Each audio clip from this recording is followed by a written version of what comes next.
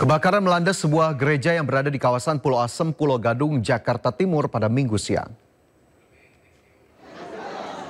Kebakaran yang berada di lantai 2 gereja terjadi saat jemaat gereja sedang menjalankan ibadah Paskah. Sejumlah jemaat yang panik sempat berusaha memadamkan api dengan alat seadanya. Belum diketahui penyebab kebakaran tersebut, namun diduga akibat korsleting listrik. Kebakaran akhirnya berhasil dipadamkan dengan menurunkan sedikitnya 5 unit mobil pemadam kebakaran.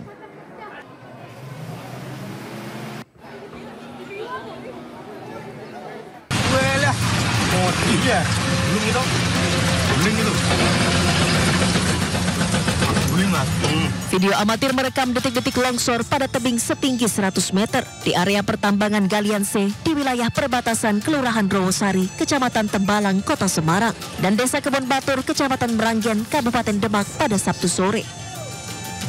Material longsor menimpa sejumlah truk dan alat berat yang tengah beroperasi dan menewaskan seorang pekerja yang merupakan sopir dump truck. Longsor juga menyebabkan sejumlah pekerja mengalami luka-luka dan peralatan pertambangan Galian C serta truk dan kendaraan operasional rusak. Petugas gabungan dari Polrestabes Semarang bersama Polres Demak dan Dinas ESDM Provinsi Jawa Tengah melakukan penyelidikan guna memastikan titik koordinat lokasi longsor. Itu tanah galian mengalami longsor. Korban? Ada 1 korban meninggal dunia. Terus untuk saat ini seperti apa dan penanganannya, Mas? Karena masuk administrasi wilayah Semarang, untuk penanganan tidak lanjut ada di Polrestabes Semarang. Hingga saat ini petugas dari Satreskrim Polrestabes Semarang dan Ditreskrim Sus Polda Jawa Tengah masih melakukan penyelidikan. Polisi akan memeriksa sejumlah pihak termasuk perusahaan pengelola pertambangan tanah uruk tersebut. Dari Semarang, Jawa Tengah, Kristadi, iNews melaporkan. Pemirsa, banjir yang menerjang wilayah Kabupaten Barito Utara, Kalimantan Tengah semakin meluas. Akibatnya 33 desa di 9 kecamatan terendam banjir.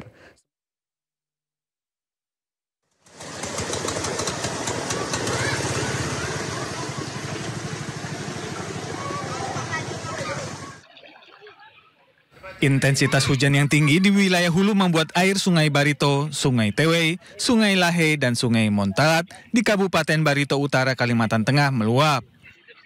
Akibatnya, akses jalan terputus dan pusat perekonomian lumpuh. Data dari BPBD Barito Utara sebanyak 53.655 jiwa yang tersebar di 9 kecamatan terdampak banjir. Selain itu, terdapat 9.332 bangunan yang terendam air. Kakak yang terdampak itu sekitar 17.000. Tapi kita masih mengupdate data terus. Jadi untuk wilayah-wilayah yang terdampak itu di daerah bantaran sungai, karena wilayah Barito Utara ini hampir antara 70-80% wilayah desa dan kelurahan itu berada di bantaran sungai.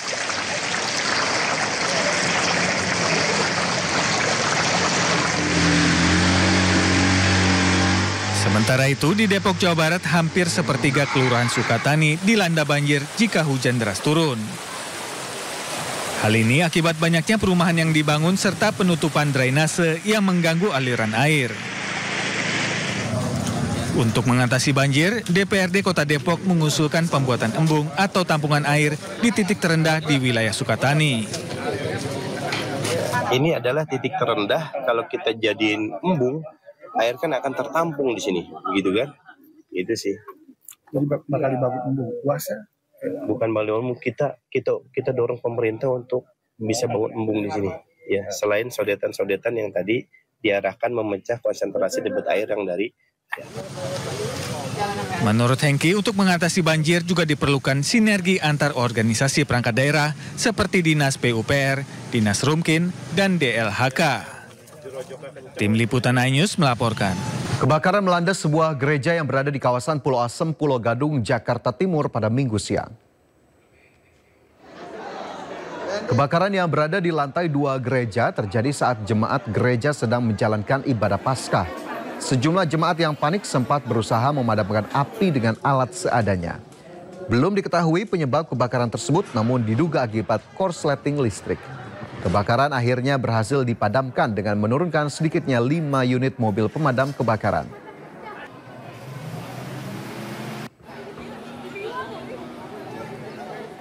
Polres Metro Depok bersama Polda Metro Jaya berhasil menangkap sejumlah orang yang diduga terlibat dalam perusakan dan pembakaran mobil polisi di Depok, Jawa Barat.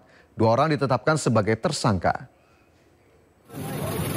Terduga pelaku membakar mobil polisi di kawasan Bojong, Pondok Terong, Pancoran Mas, Kota Depok. Penangkapan pelaku mendapat pengawalan ketat. Polisi menegaskan akan menindak tegas pelaku tanpa memandang latar belakang atau kelompok tertentu. 2 orang diantaranya telah ditetapkan sebagai tersangka. Sementara sejumlah lainnya masih menjalani pemeriksaan intensif oleh penyidik. Dalam kejadian yang kemarin, perintah jelas dari Bapak Kapolri untuk melakukan tindakan tegas terhadap siapapun yang melakukan pelanggaran hukum, apakah ormas manapun, semua sama di mata hukum. Dan untuk proses hukum sementara berjalan, secara detail nanti akan kami sampaikan, karena ini juga mendapat backup langsung dari Polda Metro Jaya. Ada 2 tersangka yang sudah ditetapkan sebagai tersangka. Ya, sebelumnya pemirsa 3 mobil polisi dibakar massa saat menangkap seorang pelaku penyerobotan lahan dan kepemilikan senjata api di Depok, Jawa Barat. Massa tidak terima terlapor ditangkap dan langsung membakar mobil.